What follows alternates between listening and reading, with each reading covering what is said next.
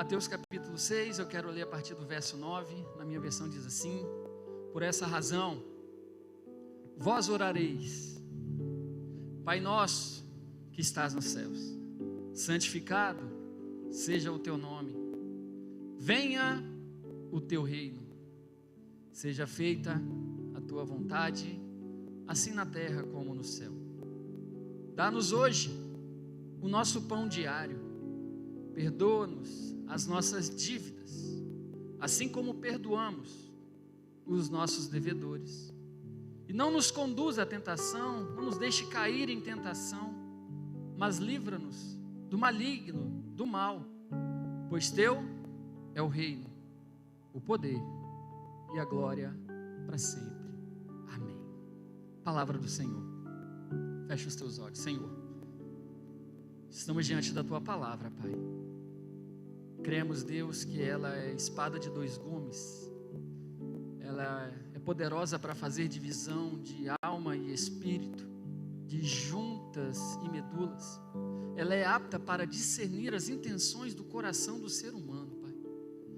A tua palavra que é pura, que é santa, que é verdadeira, que é operosa para fazer milagres e maravilhas. Estamos diante dela e te pedimos nessa noite, Pai, diante desse texto tão conhecido, que o Senhor venha falar profundamente aos nossos corações, que ninguém saia deste lugar, ninguém saia dessa igreja, dessa casa da mesma forma que entrou, mas que antes receba do Senhor a porção que o Senhor tem a nos entregar. Repreendemos sobre essa casa, sobre essa igreja, todo espírito contrário e declaramos que sobre nós está o doce Espírito de Deus, e repreendemos todo espírito de confusão, todo espírito de rebelião, todo espírito maligno. Parta agora em nome de Jesus. Só o Espírito Santo tem liberdade de atuar em nosso meio. Guarda as crianças, meu Pai, os professores, os colaboradores que estão atuando no pátio, no trânsito, na cozinha, que de igual forma eles recebam 100 vezes mais aquilo que tem semeado em tua obra. Essa é a nossa oração, e se você crê nisso, você diz amém. Deixa eu fazer uma pergunta aqui para os irmãos. Quantos aqui conhecem essa oração? Levante sua mão direita. Então vamos lá no 3, recitar isso. 1, 2, 3. Pai nosso, o mais alto que você puder.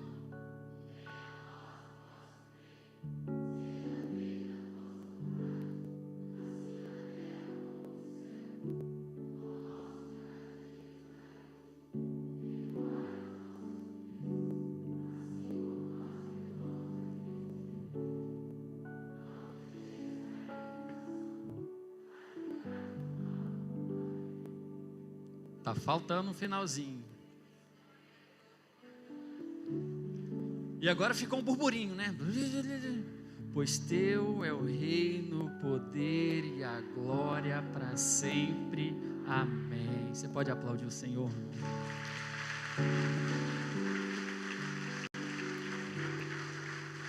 Eu não vou começar a pregar agora, mas eu já quero corrigir a oração. Não é ofensa no original, é dívidas.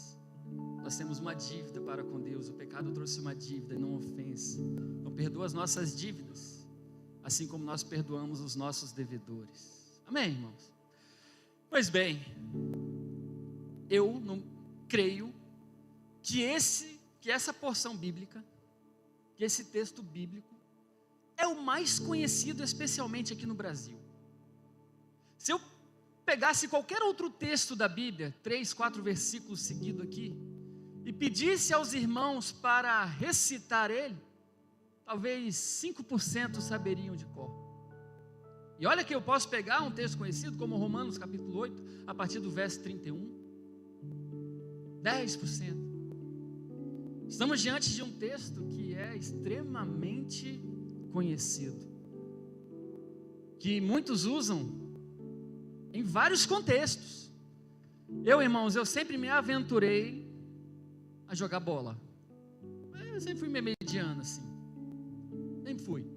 Joguei desde o 10, 11, 12, 13, passei nas categorias de base, né?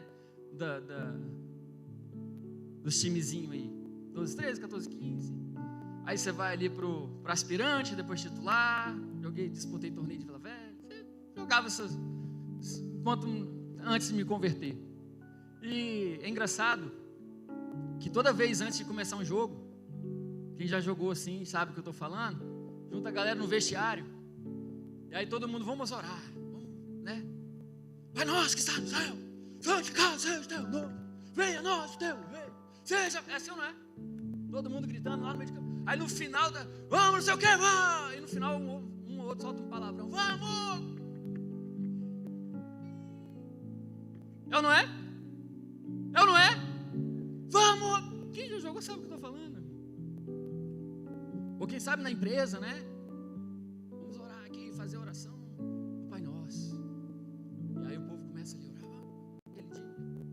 Aí daqui a pouco o patrão sai dali xingando todo mundo, você xingando. Enfim, é uma oração extremamente conhecida, recitada, falada, lembrada por muitos, mas pouco compreendida. Essa é uma grande verdade. Existe uma profundidade enorme nesse texto. Na verdade, quando eu olho para a oração do Pai Nosso, eu vejo muito mais do que um modelo de oração. Eu vejo um modelo de conduta de vida cristã. Porque é isso que Cristo está nos ensinando. A maneira como deveríamos orar. Nós sabemos muito bem, irmãos, que nós devemos buscar a Deus. A oração é o método que o ser humano tem para falar com o Senhor. Crônicas capítulo 7, verso 14 diz: se o meu povo que se chama pelo meu nome se humilhar e orar e buscar a minha face e se converter dos seus maus caminhos, então eu ouvirei dos céus, sararei a sua terra, perdoarei seus pecados e sararei a sua terra. O profeta Isaías capítulo 55, verso 6 diz: buscai ao Senhor enquanto se pode achar, invocai-o enquanto está perto. O profeta Jeremias no capítulo 29, a partir do verso 11 vai dizer: eu é que sei os pensamentos que tenho a vosso respeito, diz o Senhor dos exércitos, pensamentos de paz e não de mal, para vos dar um fim que desejais. Então passareis a orar a mim e eu vos ouvirei, buscar-me-eis e me achareis, quando me buscardes de todo o vosso coração, diz o Senhor dos exércitos.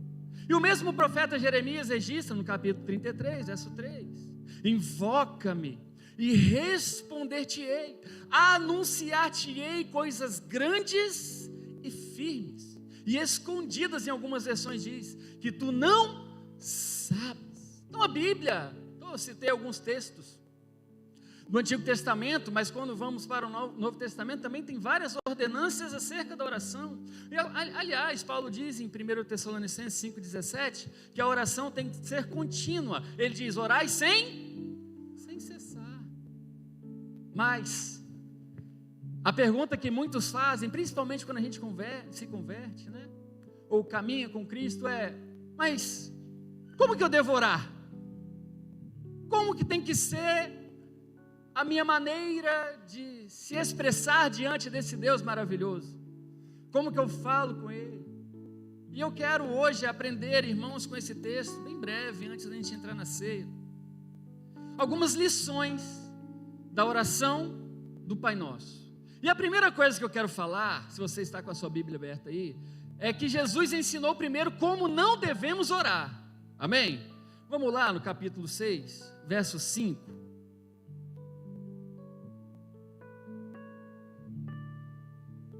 Primeiro ele ensina como não devemos orar. E a primeira coisa que ele fala, capítulo 6, verso 5 diz: e quando orardes, não sejais como os hipócritas. Essa palavra hipócrita, que vem do grego, vem da raiz de ator, daqueles que ficam no teatro, se mostrando, fazendo um papel de pessoas que não são. Elas vestem uma roupagem de uma outra pessoa, ok? Então Jesus está falando: olha, quando você for orar, você não vai fazer como esses atores aí, como essas atrizes aí. Você não vai ser um hipócrita, você não vai vestir uma roupagem daquilo que você não é. Você tem que ser verdadeiro. Ele fala: olha, quando você orar, não seja como eles. Ou seja, já temos um exemplo a não seguir, que é como os hipócritas. E como que eles agiam? Eles apreciavam orar em pé nas sinagogas, nas esquinas das ruas, para serem admirados pelos outros. Com toda certeza vos afirmo que eles já receberam o seu galardão. Então Jesus está falando assim, gente, vamos lá, como que a gente deve orar? Aliás, Lucas, no capítulo 11, quando vai falar da oração do Pai Nosso, Jesus responde através de uma pergunta dos discípulos, né? Que eles falam, Senhor, me ensina a orar. Aí Lucas vai registrar a oração do Pai Nosso. Jesus está falando, olha, quando vocês orarem, tem uma maneira de não fazer isso, e é não seguir o exemplo dos hipócritas, das pessoas que dizem ser algo e não é. E a intenção dessas pessoas é se aparecer, é se expor. Elas se colocam em pé nas praças, porque os debates antigamente eram realizados em praças, vocês sabiam disso? Nas ruas. Filósofos iam para praças para poder debater, e os hipócritas iam para a praça, pelas ruas, onde estava o povo, para poder aparecer como um verdadeiro orador. Aquela pessoa que se levanta no meio de todo mundo, ó soberano, magnífico, excelso e sublime Deus. Não que não devamos glorificar ao Senhor dessa forma na nossa oração. Devemos sim, nós vamos aprender isso, de como fazer oração. Mas o problema é quando a pessoa quer usar uma linguagem que ela não vive para com Deus, ela bota uma roupagem naquilo ali, porque a vida dela não é uma glorificação a Deus. O que ela faz não glorifica a Deus. Paulo diz que quer comais, quer bebais, quer façais qualquer outra coisa, devemos fazer para a glória não do homem. Então, irmãos, como não orar querendo se aparecer? E aí eu posso levar essa dinâmica do querer se aparecer para tantas outras coisas. Porque, infelizmente, o que mais tem acontecido em meio às igrejas é crente querendo se aparecer, gente. Graças a Deus, aqui na Combecer Riviera não tem ninguém assim. Graças a Deus. Ainda que seja pela fé, eu já estou profetizando isso. O irmão, o poder da vida e da morte está na nossa língua. Mas tem muita gente querendo se aparecer, querendo ser o centro das atenções. Hernando Dias Lopes, ele fala uma frase acerca desse assunto que eu guardei na minha vida, eu li ela muito tempo atrás e não esqueço jamais. Ele diz o seguinte, que se tem estrelas brilhando no altar da igreja, é porque o sol da justiça não está reinando mais lá. Porque só é possível ver as estrelas brilhando quando o céu está escuro. Mas sobre a nossa vida, sobre essa igreja, o sol da justiça brilha. E não há espaço para estrelas gospels brilhar aqui, amém, irmãos? Amém? O sol da justiça é o nosso Senhor. Nós não estamos aqui para poder aparecer aos homens. Nós estamos aqui para pregar a palavra, para adorar a Ele. Então toda vez que nós formos orar, eu tenho que ter essa intenção no meu coração. Qual é a intenção? Buscar a Deus.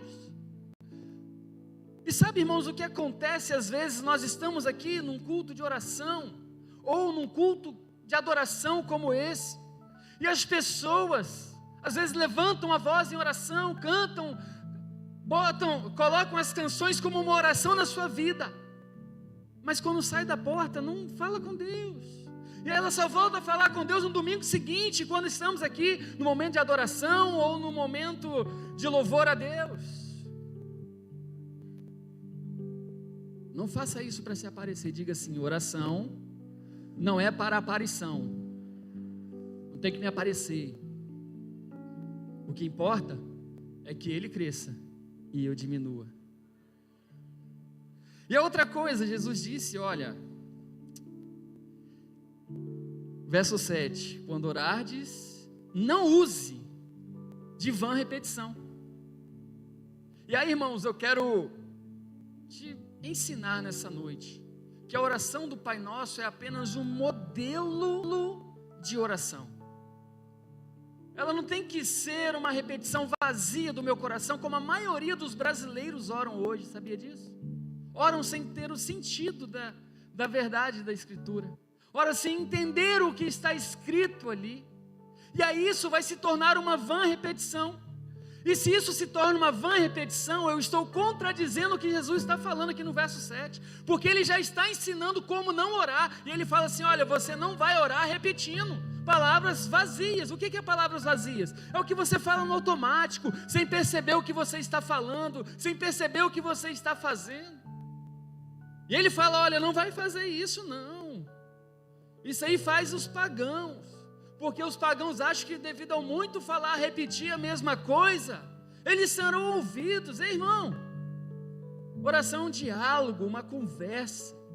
Oração requer intimidade, é falar com Deus, é buscar a Deus no nosso secreto, porque ele fala aqui como devemos buscar. No verso 6 ele vai falar para a gente entrar no secreto, entrar no nosso quarto, fechar a porta atrás de nós, e em secreto Deus vai falar conosco.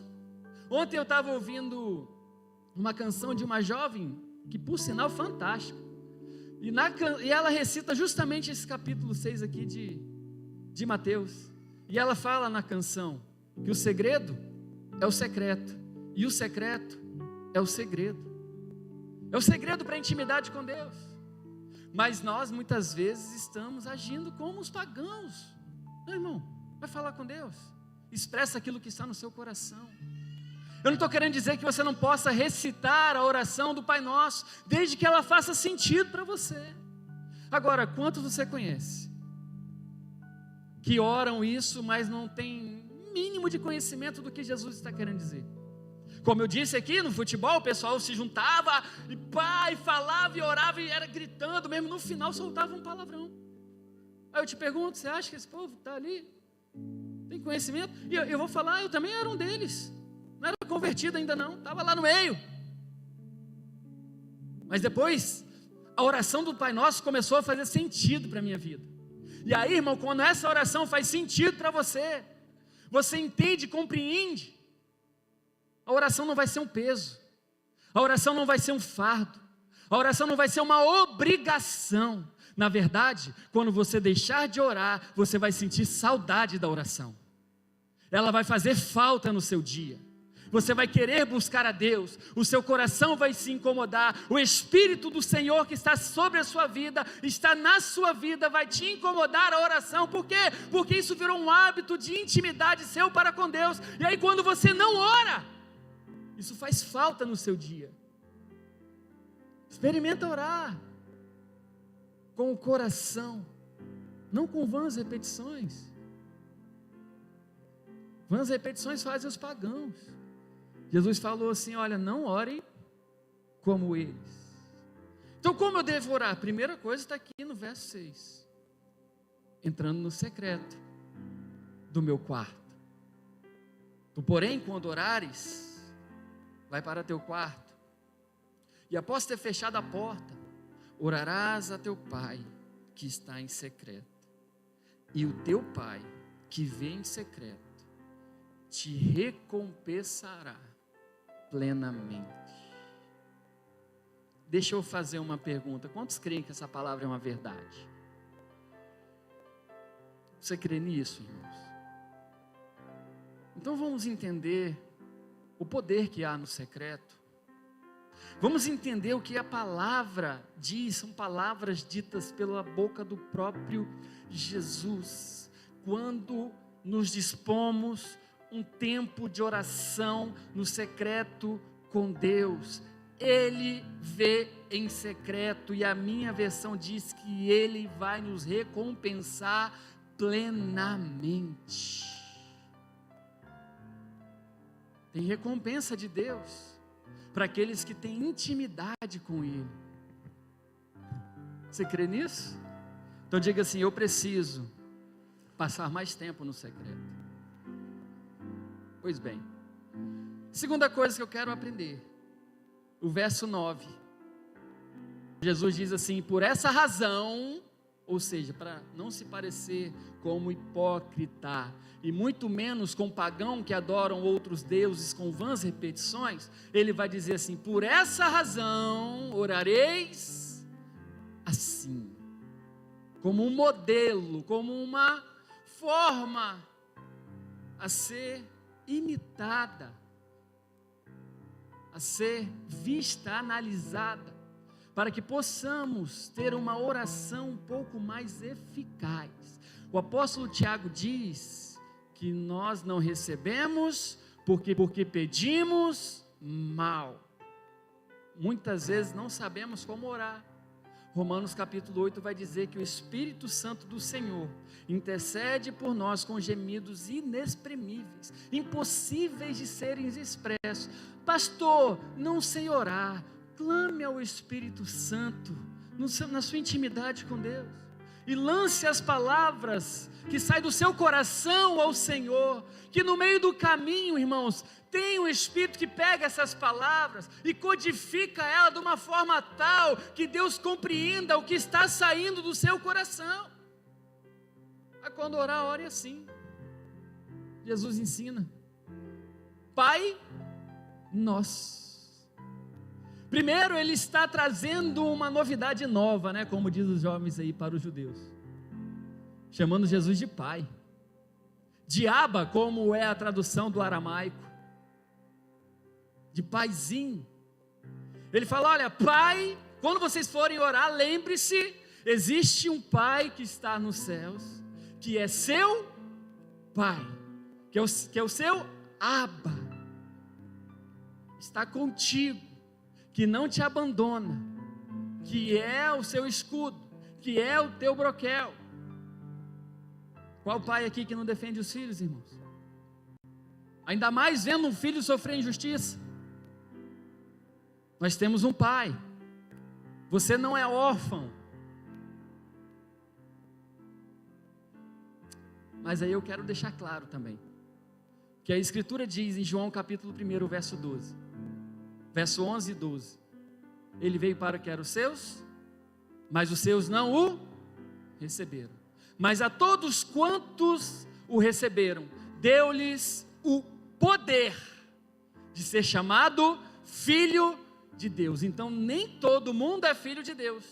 Filho de Deus é aquele que tem Jesus como seu Senhor e Salvador, como seu Abba, como seu Pai, como seu Paizinho. Então, para nós cristãos, que temos esse Espírito Santo, que confessamos Jesus, nós podemos chegar diante de Deus e chamá-lo de Pai.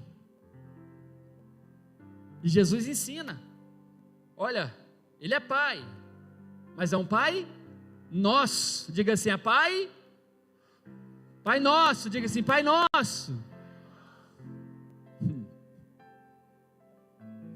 Oh Deus, aí eu fiquei me perguntando, né? Poxa, Senhor, o Senhor fala primeiro no verso 6 que eu tenho que entrar no meu quarto, no secreto. E em secreto, em segredo, onde ninguém está me vendo, o Senhor vai me ver, vai me recompensar. E aí o Senhor me ensina a começar a oração dizendo: Pai Nosso, eu estou sozinho ali, não tem nenhum irmão ali comigo, não tem nem a esposa, às vezes, um filho. Eu não poderia falar: meu pai, Pai meu. Essa é uma primeira lição que eu aprendo aqui, que Ele é nosso, irmãos.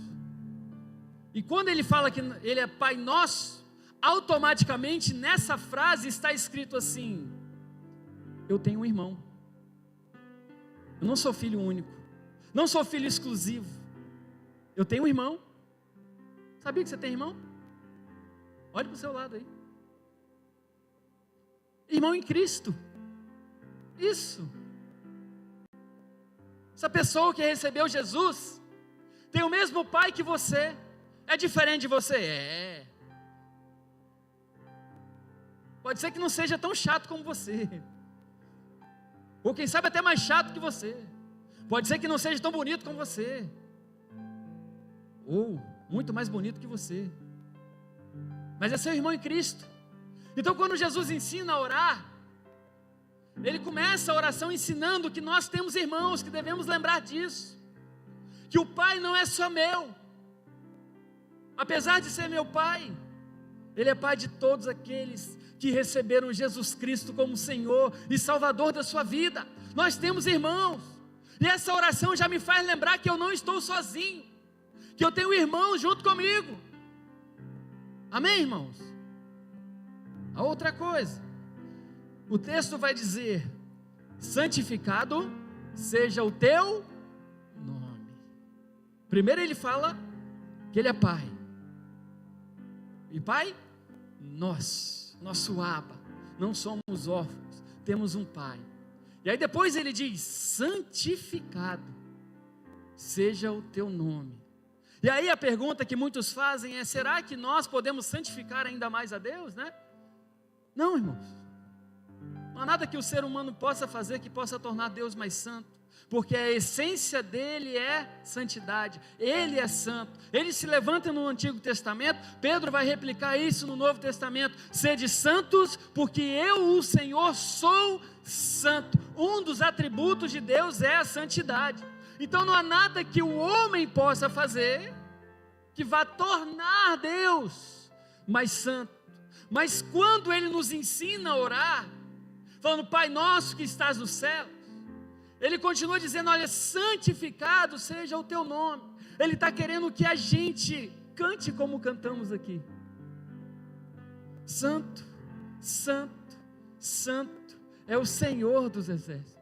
Ele quer que a gente, quando estivermos no nosso secreto, no nosso momento de oração, reconheça a santidade dele e declare a santidade desse Deus.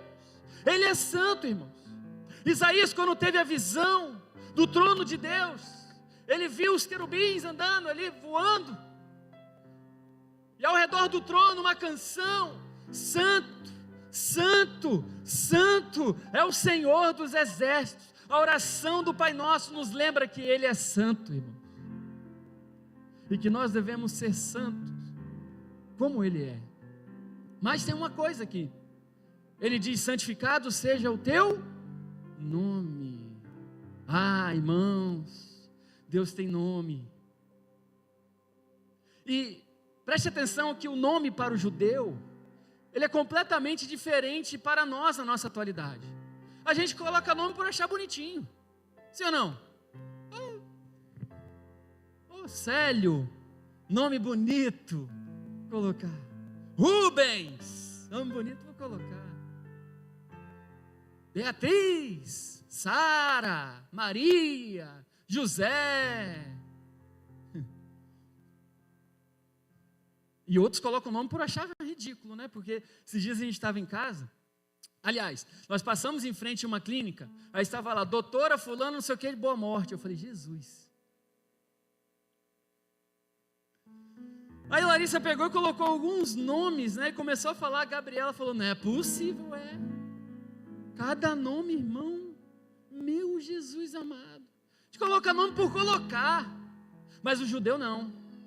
O judeu, quando coloca o nome, tem um significado por trás daquele nome. Por exemplo, José, quando coloca o nome nos filhos dele, ele chama de Manassés. Por que ele chama de Manassés? Porque Deus me fez esquecer dos meus sofrimentos passados. Depois o segundo filho dele, ele chama de Efraim. Por que ele chama de Efraim? O Efraim significa: porque o Senhor me fez prosperar em terra estrangeira. Então para o judeu o nome tem um significado.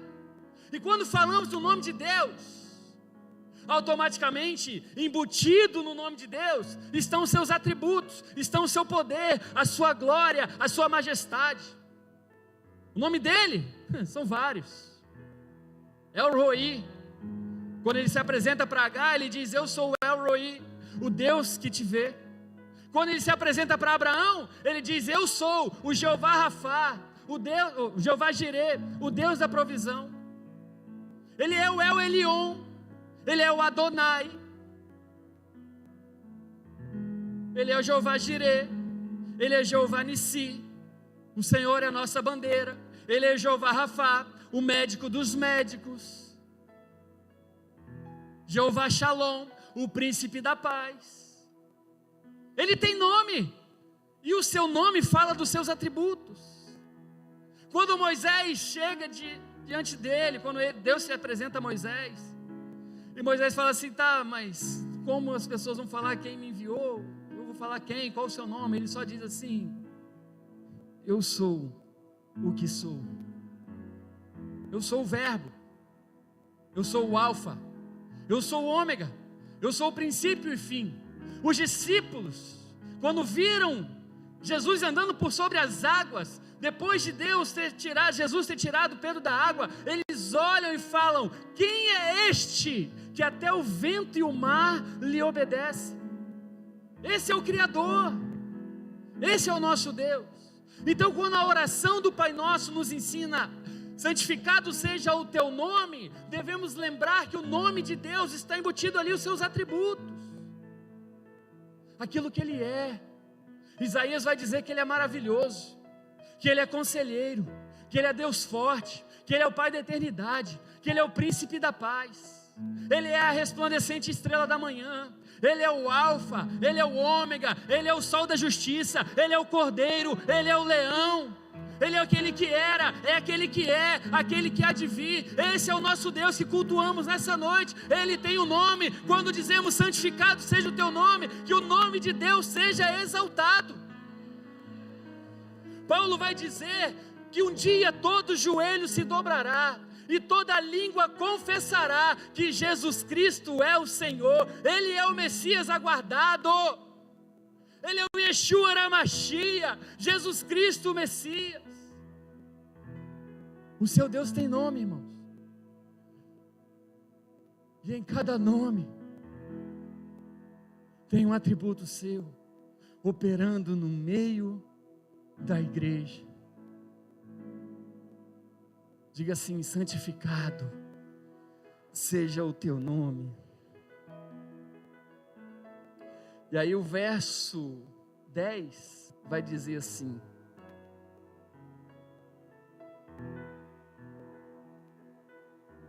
venha o teu reino. Depois do reino tem o que ali, irmãos? Não, venha o teu reino e o ponto me diz o que numa frase? Que ele vai pular para outro assunto. Sim ou não? Vamos lá, venha o teu. E aqui, nesse pedaço de texto, há uma interpretação equivocada de muitos. Muitos, no calor da emoção, pregadores, cantores, ministros, dizem: vamos estabelecer o reino de Deus aqui na terra.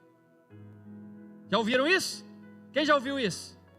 Quem já ouviu? Pregadores, pastores. Vamos estabelecer o reino de Deus aqui na terra. Cuidado, irmão.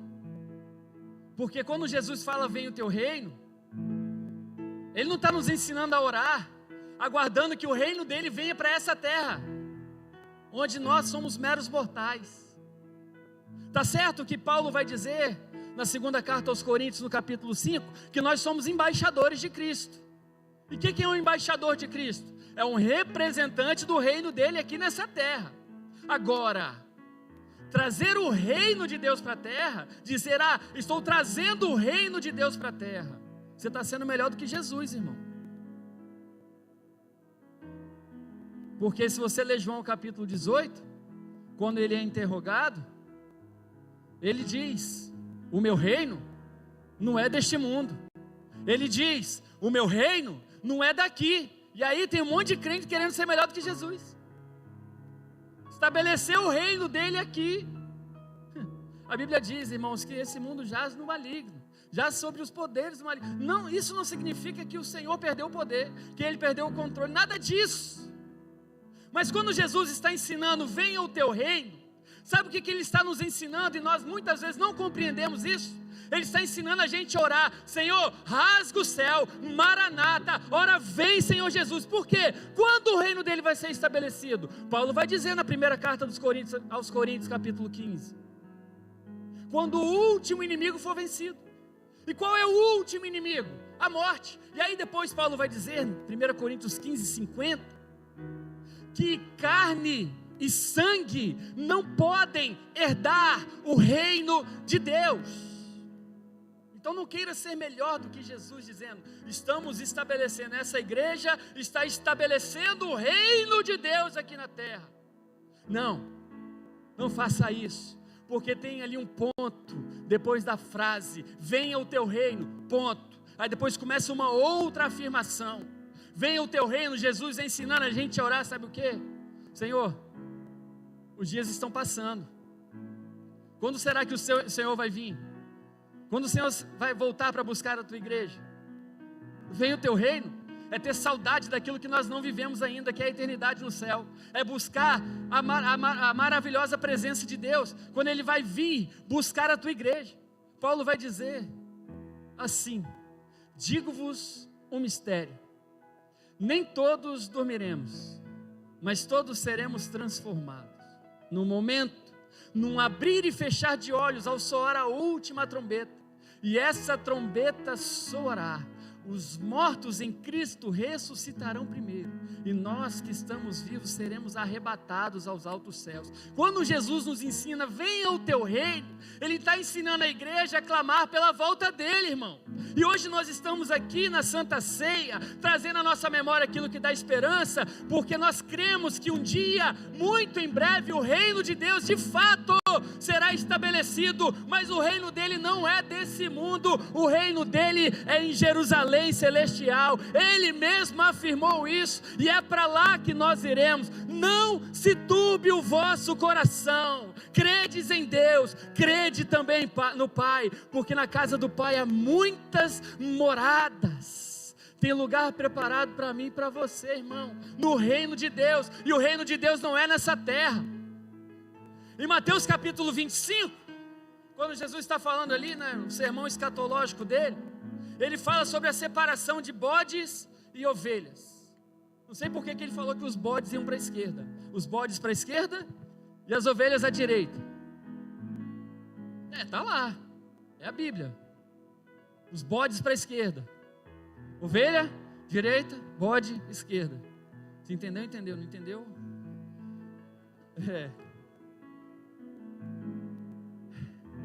E ele diz o seguinte: para os que estão à sua direita, o texto vai dizer: vinde, benditos de meu Pai, e entrai para o reino que tenho preparado desde a fundação do mundo. Então orar, venha o teu reino, é dizer ao Senhor: volta, Jesus. Num instante, Senhor, volta para buscar a tua igreja, volta para estabelecer o teu reino, volta para nos levar a um lugar onde as ruas são de ouro, o mar é de cristal. Volta para nos levar a um lugar onde não vai precisar de energia elétrica comum, porque o próprio Deus é a luz que ilumina a cidade. Volta para nos levar para um lugar onde não há choro, não há morte, não há dor, que todas as coisas vão ficar para trás. Volta, Senhor, venha o teu reino sobre nós.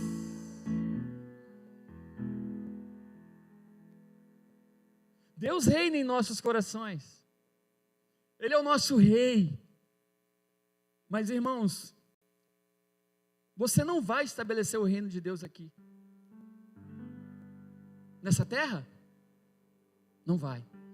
Mas você é a geração eleita, o sacerdócio real, a nação santa, o povo de propriedade exclusiva de Deus. Você é escolhido pelo Senhor para um dia estar na mesa com Ele, no seu grande e enorme reino, onde olhos não viram, ouvidos não ouviram e jamais penetrou no coração do homem. É o lugar que Deus tem preparado para nós.